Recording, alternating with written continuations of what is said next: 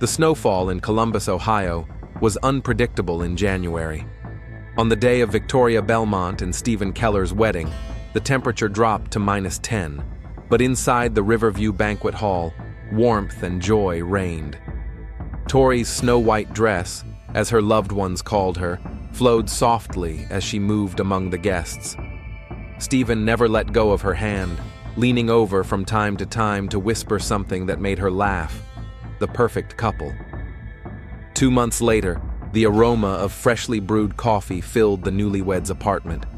Tori looked around their new home. 2 bedrooms, a large kitchen, and a view of downtown Columbus. She still couldn't believe this was her life now. Stephen had provided them with everything they needed: modern furniture, the latest appliances, and most importantly, stability.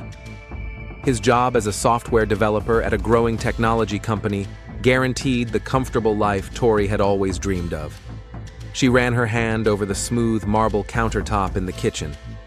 6 years ago, she couldn't have imagined such a life. 6 years ago, her reality was cheap motels, expensive restaurants, and clients whose names she often forgot, but whose smiles she remembered, all necessary skills in the escort industry. Tori shuddered and pushed the memory away. That was a different life, a different Victoria. Her phone vibrated. A message from Emma. "How's the honeymoon without the honeymoon? I miss you. Let's meet up." Tori smiled. Emma Larson had been a constant in her life for the past 4 years, ever since they met in graphic design class. Emma knew about Tori's past, but she never judged her. "We all survive as best we can," she would say. Emma was the only one who knew the truth, and Tori intended to keep it that way. "Great. Dinner tomorrow?" Tori replied without thinking. Stephen walked into the kitchen, looking at something on his phone. Tori quickly put her phone in her pocket, an instinctive gesture left over from the days when secrecy was part of her profession. "Who are you texting?" Stephen asked without looking up. "Emma. She wants to meet tomorrow evening." Stephen looked at her. His eyes, usually warm, became slightly colder. "Tomorrow? I thought we were spending the evening together. You know I work late all week." Tori felt the familiar lump in her throat. Stephen rarely raised his voice, but his silent disapproval was no less effective. "I can reschedule, of course," she said quickly. Stephen's face softened. "No, it's fine. Just let me know next time, okay?" He leaned in and kissed her forehead. "I want to know where you are. I worry about you." That was reasonable, Tori thought. He cared about her, that was all. Later, as Tori was unpacking the last boxes of her belongings, she found an old business card among her books. The name on it, Jason Reynolds, sent a chill down her spine. She quickly tore the card into small pieces and threw it away. Jason was part of her past. Her manager, her ex-boyfriend, the man who had introduced her to the world of escorting. Tori hadn't seen him in 3 years, ever since she decided to start a new life. He promised to leave her alone if she didn't work for his competitors. She kept her promise. That evening, Stephen brought home wine and made dinner, pasta with truffles, her favorite. As he talked about his day, his new project, and his ambitious colleagues, Tori couldn't help but notice how often he mentioned his female co-workers. Sally was late with her report again. "I don't understand how she ever got hired." Or, "Jen always wears blouses that are too revealing. It's so unprofessional." He mentioned it in passing, but with a hint of criticism that Tori picked up on. A few days later, she discovered that Stephen had set up their shared account in a location tracking app. "It's for safety," he explained. "If something happens to you, I'll know where to find you." That same evening, Tori noticed that her laptop's new password wasn't working. Stephen had changed it. "Sorry, honey. I was installing updates and had to reset the password. The new password is our wedding date." He smiled, but something in his eyes made her wonder. Was it concern or control? While a new chapter in Tori and Stephen's life was unfolding in the quiet suburbs of Columbus, on the other side of town, Detective Miranda Hayes was studying a report on a missing teenager. Her office at the police department was littered with files, but she methodically reviewed each one, taking notes in her neat handwriting. Hayes had been working in the Missing Persons and Homicide Division for 15 years, earning a reputation as a detective who never gave up. "Hayes, are you still here?" the sergeant asked, peeking into her office. "The McGregor case is closed. The boy is back home." Hayes nodded, her eyes still on the papers. "I know. I'm working on the Riley case. 16-year-old girl, missing for 3 days." "Don't forget to sleep sometimes," the sergeant said, shaking his head. Miranda Hayes was known for her methodical approach. She didn't overlook details, didn't jump to conclusions, and always followed cases through to the end. Right now, her attention was focused on finding the missing girl, but soon, circumstances would lead her to an investigation that would shake Columbus to its core. March brought an unexpected warm spell to Columbus. The snow began to melt, revealing the winter secrets buried beneath it. Candy wrappers, lost gloves, forgotten coins. Stephen Keller looked at a photo of his wife taken 3 years ago, which he had accidentally found among her old belongings. In it, Tori looked different. Expensive jewelry, perfect makeup, a designer dress she supposedly only dreamed of. This picture did not match the story of financial hardship she had been telling. Working as a waitress and moonlighting at a call center could not provide such a standard of living. Stephen carefully placed the photo on the table. Over the past few weeks, he had noticed other inconsistencies. Tori claimed she had never been to Chicago, but he found a receipt from a boutique on the Magnificent Mile in her old bag. She mentioned that her parents had died in a car accident when she was 19, but in a conversation with a colleague, she accidentally mentioned that she had not spoken to her mother in 6 years. Small inconsistencies that might seem insignificant, but Stephen always paid attention to details, a quality that had made him a successful programmer and was now turning him into a suspicious husband. On the same day Stephen was looking at the photo, Tori received a message from an unknown number. "Long time no see, Vic. Heard the news about your wedding. We need to talk. Jay." Her heart skipped a beat. Jason. She deleted the message, but an hour later, another one arrived. "Ignoring me is a bad idea. Does your husband know how you really paid for your education?" Tori's hands trembled as she typed her reply. "What do you want?" "20,000, a small price for my silence. You have a week." Tori blocked the number, knowing it was only a temporary solution. Jason had always been resourceful. He knew people, knew ways to get in touch. He was a shadow from her past that was now stretching into the present, threatening to engulf it. The next day, she met Emma at a small cafe away from their usual haunts. Emma noticed her friend's paleness and nervousness. "Jason found me," Tori said quietly, staring at her untouched coffee. "He wants money. He's threatening to tell Stephen everything." Emma covered her hand with hers. "Do you have that kind of money?" "No. All our finances are shared now. Stephen would notice a withdrawal like that right away." "Maybe you should tell Stephen the truth, before Jason does." Tori shook her head. "You don't understand. Stephen is different. He values honesty, decency. His parents have been together for 30 years. They have traditional views. If he finds out that I was..." She couldn't bring herself to say the word. "That I was like that, he won't forgive me. I'll lose him." "You don't know that for sure," Emma objected. "I do. You only see his public persona, the caring, gentle husband. But there's another side to him. He's controlling, judgmental. You haven't heard him talk about women who, in his opinion, behave inappropriately. He would never accept me if he knew." Emma looked concerned. "What are you going to do?" "I don't know. Maybe I can find a job, save up little by little. But I don't have a week." When Tori got home, Stephen was already there. He rarely came home so early. Something in his face made her tense up. "Where were you?" he asked, his voice deceptively calm. "With Emma. I told you this morning."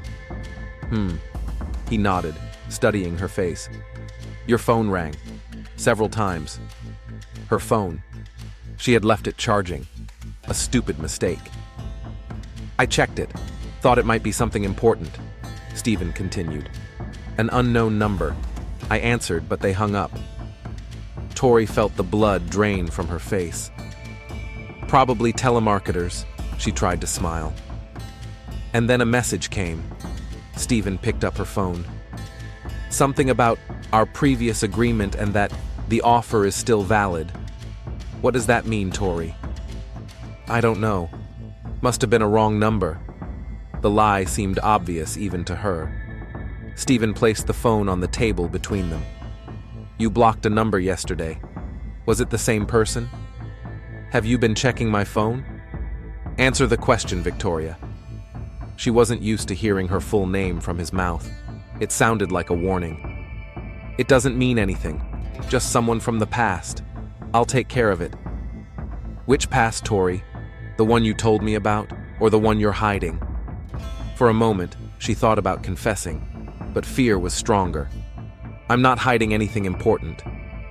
Stephen looked at her for a long time, then nodded. Okay, I trust you. But his eyes told a different story. Over the weekend, the last wedding gifts arrived from Stephen's distant relatives.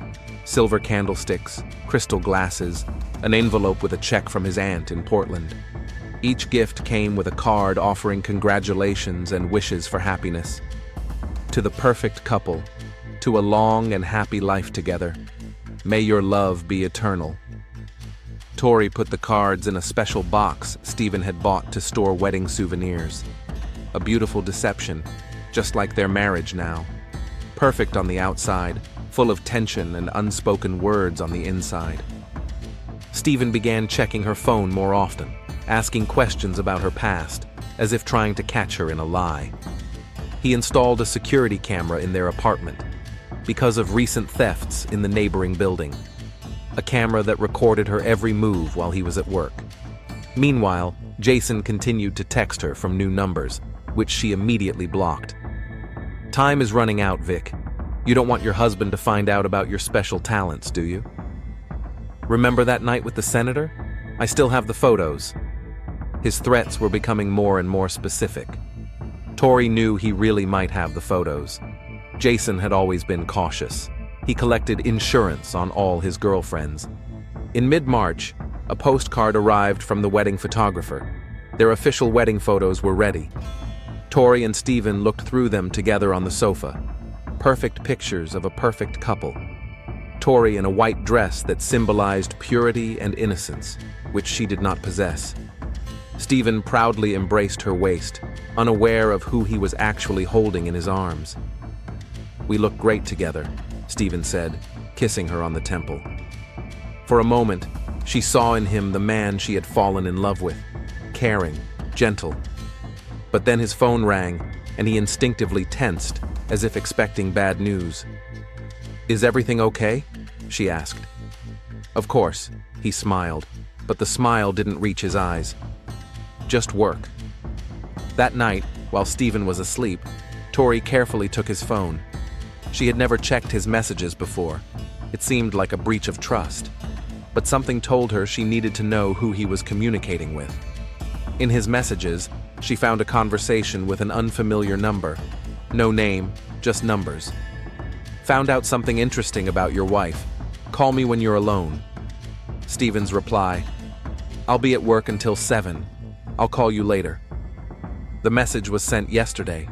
Yesterday, Stephen stayed late at work and came home silent and pensive. He barely spoke to her all evening. Tori put the phone back, feeling the ground slip away from under her feet. Jason had found a way to contact Stephen. Time was running out. That night, she didn't sleep a wink, listening to her husband's steady breathing beside her and wondering how much time she had left before her past destroyed her present. The wedding photos spread out on the coffee table glinted in the moonlight, mocking her with images of a happiness that was about to be taken away from her. April rain drummed on the windows of the Kellers' apartment, creating a monotonous melody that drowned out Stephen's heavy breathing. He sat in his dimly lit study, the light from the monitor reflecting off his tense face. The screen displayed an old article from a local Toledo newspaper from 3 years ago, a society column about a charity evening. In one of the photos in the corner of the frame, Tori's face was clearly visible. Exquisite makeup, an expensive dress, her arm around the elbow of an elderly man, a well-known businessman and philanthropist.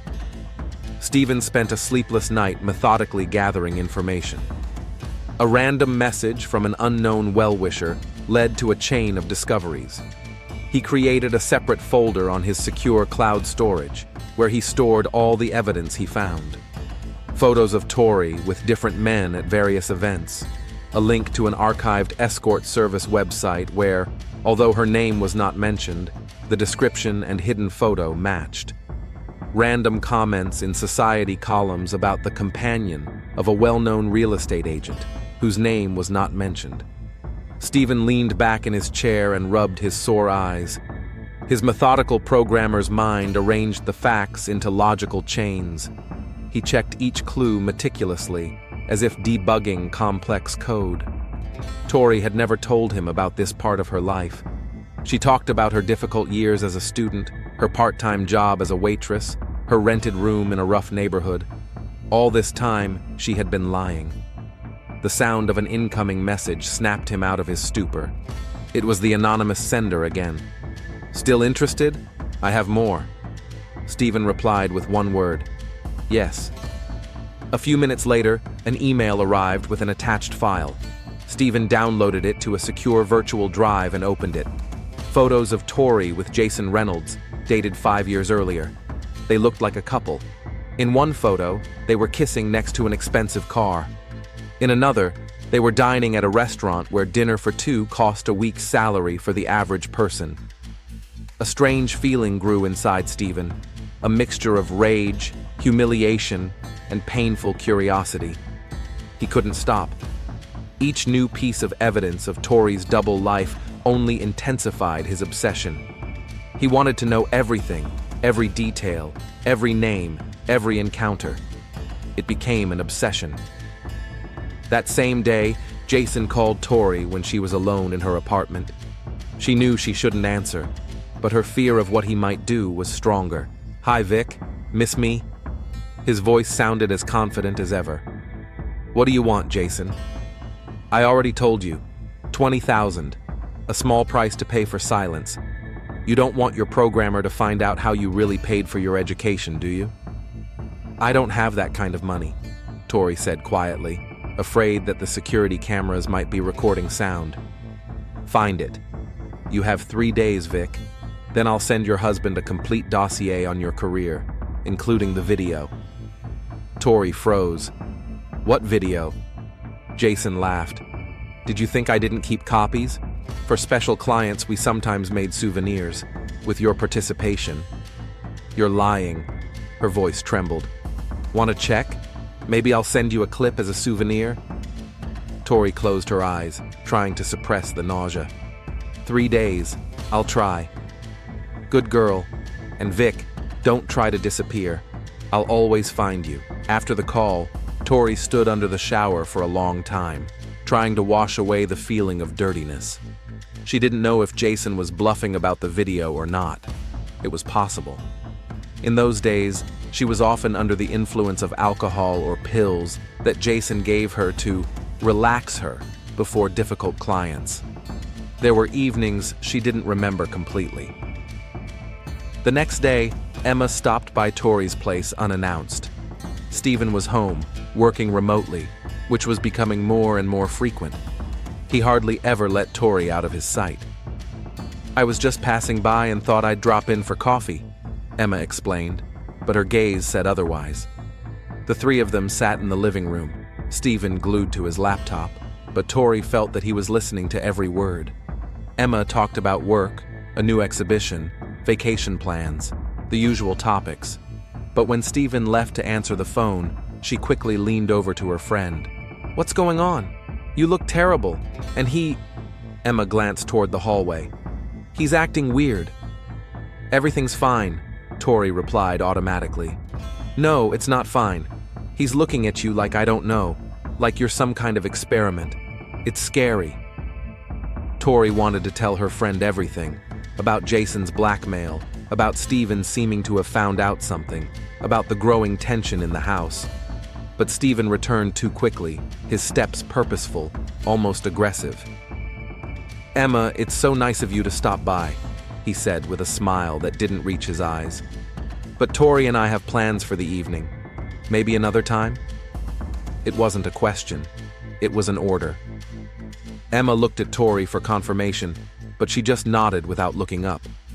After Emma left, Steven was silent for a long time, looking at something on his phone. Then, as if in passing, he asked, "Did you talk to Jason Reynolds today?" Tori froze. "No. Why would you think that?" "Just asking. You seemed tense during your conversation with Emma." "I'm just tired." Steven nodded, but his eyes continued to study her face. "You know what bothers me the most? It's not that you're hiding something. It's that you think I'm stupid enough not to notice." In the days that followed, the tension in the house became almost palpable. Steven worked from home, constantly watching Tori. At night, she would wake up and see him awake, looking at his phone, his face lit by the blue light of the screen. He asked strange questions about her past, as if checking the details of her stories for consistency. "You said you've never been to Miami, right?" he asked at dinner. "Strange. I saw a photo on your old friend's page. You're tagged in it, in Miami, 5 years ago." "I forgot," she said, a weak attempt at an explanation. "It was a short trip. With whom?" His voice was deceptively calm. "With the girls from college, just a weekend." Steven took a sip of wine, but his gaze never left her. "I wonder why you forgot that." The truth about Tori's past was becoming clearer, like blood seeping through bandages. Steven found new evidence every day.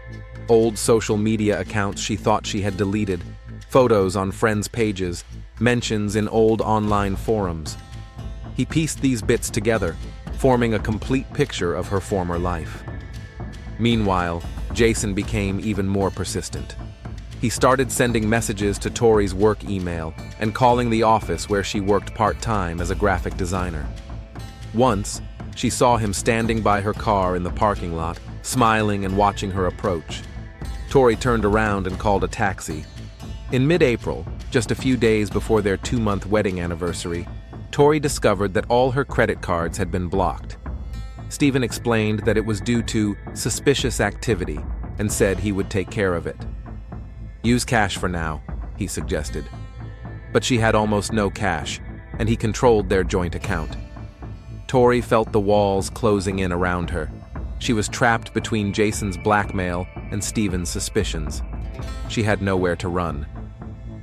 That evening, as Tori was cooking dinner, Steven came up behind her and put his arms around her waist, a gesture that used to be tender, but now made her tense.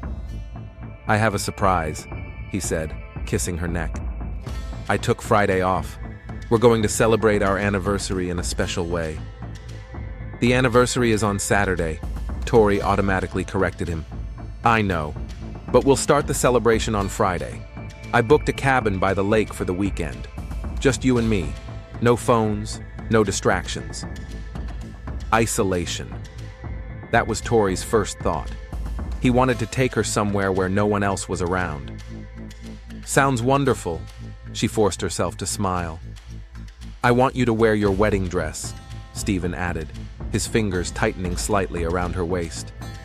"For a special photo shoot, to capture our happiness." Tori nodded, not trusting her voice. A wedding dress, a symbol of purity and new beginnings. The irony was bitter. That night, when Steven finally fell asleep, Tori quietly got out of bed and picked up her phone. She sent a message to Emma. "Help me. Steven knows. Jason is blackmailing me. Steven is taking me to the lake on Friday. I'm scared." In the morning, the message remained unread. Emma didn't respond all day. Calls went to voicemail. In desperation, Tori called Emma's work and learned that she had taken time off for family reasons. That evening, while Tori was packing for the trip to the lake, Steven sat in the living room, leafing through their wedding album. He did this every night now, a ritual that was beginning to feel ominous. "You know what hurts the most?" he asked, without looking up from the photos. "I really loved you. The real you." Tori froze. He was speaking in the past tense. "I'm still the real me," she said quietly. Stephen looked up, and there was such cold fury in his eyes that Tori instinctively stepped back. "No," his voice was calm. "The real Victoria Belmont is the one who slept with rich men for money, the one who let it be filmed, the one who lied to me every day since we met." Tori felt tears welling up in her eyes. "I wanted to leave that behind, start a new life." "Built on lies?" Stephen closed the album. "Anyway, it doesn't matter anymore. Everything will be decided this weekend. Our little trip will put everything in its place." He smiled, and that smile scared Tori more than any of Jason's threats. On Thursday evening, the day before the planned trip, Tori discovered that Stephen was packing. The large cooler they usually took on camping trips. A rope, a camera, his wedding dress, neatly packed in a case. "Everything is ready for our special weekend," Stephen said, noticing her gaze. "It will be cold at the lake, but we have ways to keep warm." Tori nodded, feeling fear tighten her throat. She sent another message to Emma, then to Jason. "Help." But there was no reply. That evening, Stephen made dinner, her favorite pasta with truffles, just like when they first started dating. He poured expensive wine and played their wedding song. He was almost the same as before, caring, attentive, but his eyes remained cold and observant. "To us," Stephen said, raising his glass. "To truth and new beginnings." Tori raised her glass, desperately trying to come up with an escape plan. But Stephen had the car keys, her phone was almost dead, and Emma wasn't responding. "To new beginnings," she echoed, taking a sip of wine and feeling a bitterness that seemed to come not from the drink, but from the situation itself. Outside the windows, the rain began again, drumming on the glass like a harbinger of an impending storm. Tori watched the drops running down the glass and thought they looked like tears, the world mourning what was to come. A metallic clang caught the attention of the caretaker of an abandoned hunting lodge on Indian Lake on Sunday morning. The sound came from a detached shed, monotonous, mechanical, as if something was constantly turning on and off. The caretaker, Harold Mason, was checking the condition of the cabins before the start of the tourist season. This particular cabin, located in the most remote part of the property, had been rented out last weekend, the only reservation for April. Opening the barn door, Harold felt a wave of cold air. Inside was an industrial freezer, an old model used by fishermen to store their catch. The lid was slightly open, and a wire was caught between it and the body, preventing the device from closing completely. This was the source of the noise. The automatic mechanism was trying to restore the seal. When Harold lifted the lid, he discovered what he would later describe to the police as the most horrific thing I've ever seen. Inside the freezer was a young woman in a wedding dress. Her lips and eyelids were covered with frost, like delicate lace. Her skin had a bluish marbled hue. Her hands were folded across her chest, like a sleeping queen from a fairy tale. But this was no fairy tale, and she was not asleep. Detective Miranda Hayes arrived at the scene 40 minutes after the call. The medical examiner was already at work, and technical personnel were photographing every inch of the room. The body was still in the freezer to preserve all possible evidence. "What do we have?" Hayes asked, putting on latex gloves.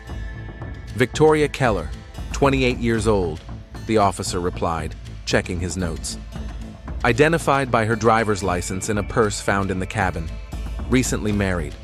Her husband, Stephen Keller, 32, reported her missing last night. He claims they came here to celebrate their anniversary, had an argument, and she left in the night." Hayes nodded and walked over to the freezer. Victoria Tori Keller looked almost peaceful, except for the struggle marks on her wrists and the thin trickle of frozen blood running from her nose. The wedding dress seemed out of place in this cold metal tomb. Time of death? Hayes asked the medical examiner. Hard to say because of the low temperature. Preliminary estimate is between Friday evening and Saturday morning, but that will be confirmed after the autopsy. Cause of death? At first glance, hypothermia, but there are signs of prior strangulation or loss of consciousness. See the bruises on her neck? And a strange chemical smell. She may have been unconscious when she was placed in the freezer. Hayes made a few notes. Was the cabin rented in her husband's name? Yes, for Friday and Saturday. They were supposed to leave today. Paid online with Stephen Keller's credit card. Where is the husband now? At headquarters. He was taken in for questioning when the call came in. He still doesn't know the body has been found. Hayes carefully examined the surrounding area. There were footprints on the dusty floor of the shed, male and female. High-heeled shoe prints led to the freezer, but not away from it. Next to the freezer, a wedding hairpin and several white petals, a rose apparently, were found on the floor. A few hours later, Hayes met with Stephen Keller in the interrogation room. He was pale, his eyes red, his shirt rumpled, the picture of a man who hadn't slept all night. When Hayes told him about the discovery of his wife's body, he burst into tears, burying his head in his hands. "It's impossible," he repeated. "We had a fight, yes, but she just went out to cool off. I thought she'd come home." "Mr. Keller, tell me what happened on Friday." Hayes's voice was professionally calm. Stephen wiped his eyes with the back of his hand. "We arrived around 6 in the evening. It was supposed to be a romantic weekend to celebrate our anniversary. I made dinner, we drank wine." His voice trembled. "And then we started talking about the future, about children, and we got into an argument." "About what exactly?"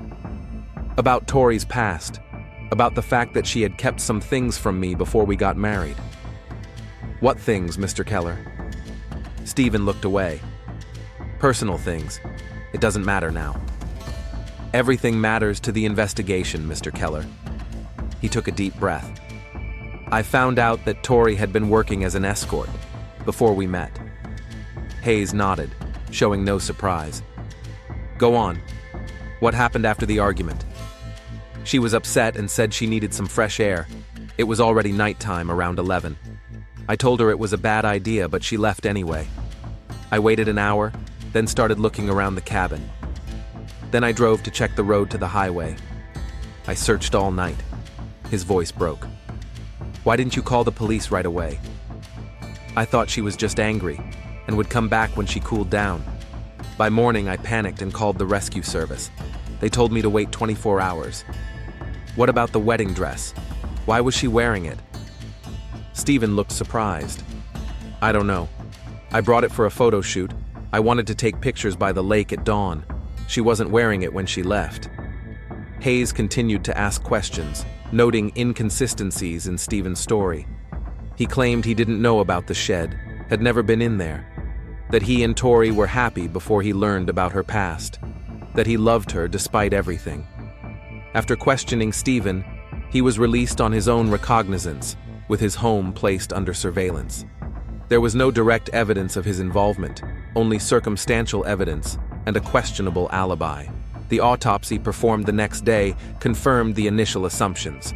The cause of death was hypothermia, but it was preceded by loss of consciousness due to suffocation and the effects of sedatives.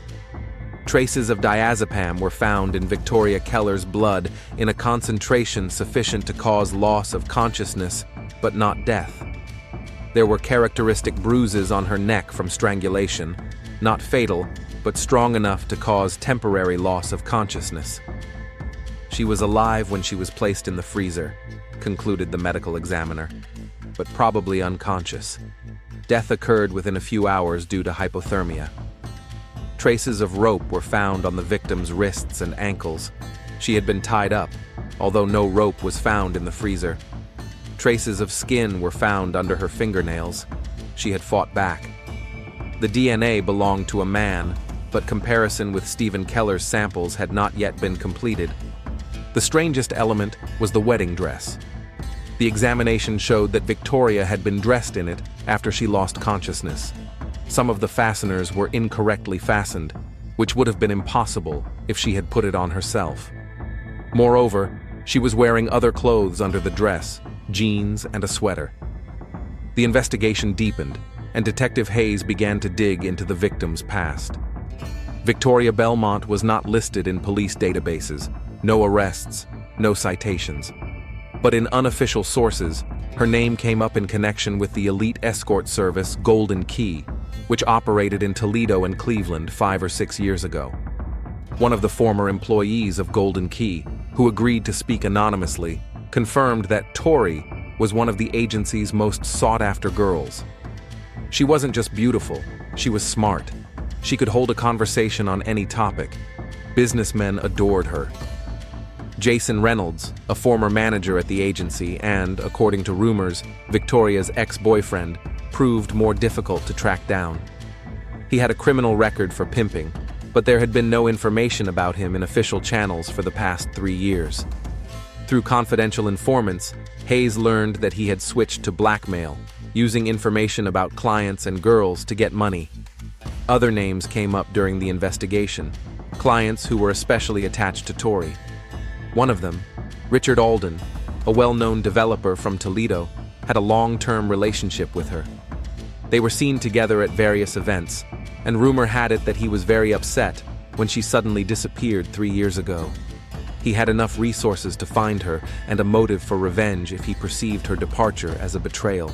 An analysis of Victoria's phone records showed that in the weeks before her death, she had received numerous calls from different numbers, most of which were one-time numbers not registered to a specific person. The last such call was received on the day of her death, a 5-minute conversation at 2:27 p.m., a few hours before her estimated time of death. Deleted messages from an unknown sender containing information about Tori's past and photographs were found on Stephen Keller's phone. Technical experts were able to recover part of the correspondence, including Stephen's replies, "Send me everything you have," and "How much do you want for it?" Interviews with Stephen's colleagues revealed that in recent weeks, he had been distracted, aggressive, and often took time off or worked from home. One colleague mentioned that Stephen was obsessed with something, constantly searching for something on the internet and closing tabs when someone approached him. Tori's friend, Emma Larson, was in the hospital with a concussion after a car accident that happened the day before Victoria's death. The last messages from Tori were found on her phone. "Help me. Stephen knows. Jason is blackmailing me. Stephen is taking me to the lake on Friday. I'm scared." Emma didn't see these messages. She was unconscious when they were sent. Emma's accident raised suspicions. It happened on a deserted road with no witnesses. Tracks on the asphalt indicated that another car may have forced her off the road. Coincidence or related event? Hayes added it to the list of questions for the investigation. 3 days after Victoria's body was found, there was a new twist in the case. An anonymous tip led police to a motel on the outskirts of Columbus, where Jason Reynolds was found dead in a room with a bullet in his head. The preliminary conclusion was suicide. A note was found next to the body. "I didn't want her to die. It was only meant to be a lesson." This death added a new level of complexity to the investigation. Was Jason guilty of Tori's murder? Or was his death staged to frame him? A thorough examination of the room revealed no signs of a struggle, but ballistic analysis showed irregularities in the bullet's trajectory. The note was written in Jason's handwriting, but under pressure. The pressure was stronger than usual, characteristic of writing under duress. The motel's CCTV footage captured Jason entering the room, accompanied by a hooded man whose face was not visible to the cameras. This man left the room 40 minutes later, alone. Meanwhile, a search of Stephen and Tori Keller's home revealed a cache of information about Tori's past. Photographs, notes, even videos. Everything was methodically organized, with dates and notes, like a dossier. A separate folder contained financial documents. Stephen had tracked all of Tori's expenses, including a $3,000 cash withdrawal the day before her death. In the garage, technical experts found traces of rope with the same weave as the marks on Tori's wrists and tiny particles of fabric matching her wedding dress. The remains of burned documents, presumably photographs, were found in the trash can. Detective Hayes stood in front of the evidence board, trying to tie all the threads together. She had three main suspects: Stephen Keller, the husband who had learned of his wife's secret past, with evidence of his growing obsession with this information. He had the opportunity, motive, and potential physical evidence of his involvement. But without direct evidence, witnesses, or a confession, the case remained circumstantial. Jason Reynolds, a former pimp and blackmailer who may have killed Tori in a fit of rage over her refusal to pay, and then been forced to commit suicide or killed by someone else. His death complicated the investigation, making it impossible to question him. Richard Alden, a wealthy former client with a potential grudge, sufficient resources to organize a complex plan, and an alibi that was too perfect. He was at a charity event on the night of the murder, but cameras recorded his absence for 3 hours, enough time to fly by private plane to the lake, commit the murder, and return. Hayes understood that there was more to this case than met the eye. Tori's past created a web of possible motives and suspects, but the key to solving the case most likely lay in the last weeks of her life. Someone wanted her to be silent forever, burying her secrets in an icy grave. May brought warmth to Columbus, melting the last traces of snow. Detective Miranda Hayes stood in front of the wall of evidence in her office, where a photograph of Victoria Keller in a wedding dress took center stage, lively, smiling, unaware of her fate. Next to it was a photo from the freezer, a lifeless body in the same dress, frozen in ice and eternity. The last 2 weeks of the investigation had led to a critical breakthrough. Hayes methodically analyzed Stephen's testimony, identifying contradictions. He claimed he didn't know about the existence of the shed with the freezer, but the manager confirmed that when Stephen made the reservation, he specifically asked about the availability of outbuildings on the property. He claimed to have searched for Tori all night, but his car's GPS data showed that the vehicle had not left the cottage grounds between 11 p.m. on Friday and 8:30 a.m. on Saturday. "I need footage from all traffic cameras within a 50-mile radius of the lake," Hayes ordered during the morning briefing. "Something doesn't add up here." The results were revealing. No camera had recorded Stephen's car on the roads that night when he was supposedly looking for his wife. This refuted a key element of his alibi. The breakthrough in the investigation came when Emma Larson regained consciousness after her coma. Her testimony opened up a new angle on the case. "Tori called me the day before the trip," Emma said in a weak voice in her hospital room. She was terrified. She said Stephen had found evidence of her past, that he had changed, become obsessed with it. She was afraid to go to the lake. "Why did she go?" Hayes asked. Hayes, "She had no choice. Stephen controlled all their money and watched her every move. She planned to run away later when she had enough money. Jason blackmailed her, and she tried to get money for him. She was trapped between them." Emma also confirmed that before the accident, she had noticed a car following her for several days. "A dark Toyota. I only caught a glimpse of the driver, a man wearing a cap." The technical department found an encrypted folder on Stephen's laptop, which they managed to decrypt. Inside was detailed information about Tori's past, including client names, dates, and amounts. The files were time-stamped. Stephen had been collecting them for months, long before the wedding. There were also plans for a lake house, with a marked shed and notes about the caretaker's working hours. The most shocking discovery was a draft letter saved on Stephen's computer, addressed to his parents. "By the time you read this, I will have cleansed our family of shame. She deceived me, pretending to be pure, worthy of bearing our name. But I learned the truth. A corrupt woman cannot be the mother of the Keller children. I will fix everything." Financial records showed that Stephen had withdrawn a large sum of cash a week before the murder. exactly the same amount that Jason had demanded from Tori. The geolocation data from Stephen's phone matched the time and place of the meeting where Jason received the money. He didn't pay Jason for his silence, Hayes realized. He paid for information, for everything he knew about Tori's past. The next step was to analyze the surveillance footage from the motel where Jason died. An enhanced image of the hooded man leaving the room showed a distinctive gait and a watch on his wrist, exactly the same as the one Stephen wore. Ballistic analysis confirmed that the bullet that killed Jason was fired at an angle that would have been impossible for a suicide. He was eliminating witnesses, Hayes explained to the prosecutor. First Tori, then Jason, then he tried to take out Emma, a classic case of covering his tracks. The Kellers' house was searched again, more thoroughly this time. In the basement, behind a false wall, they found a stash of substances that experts identified as the same sedatives that had been found in Tori's blood.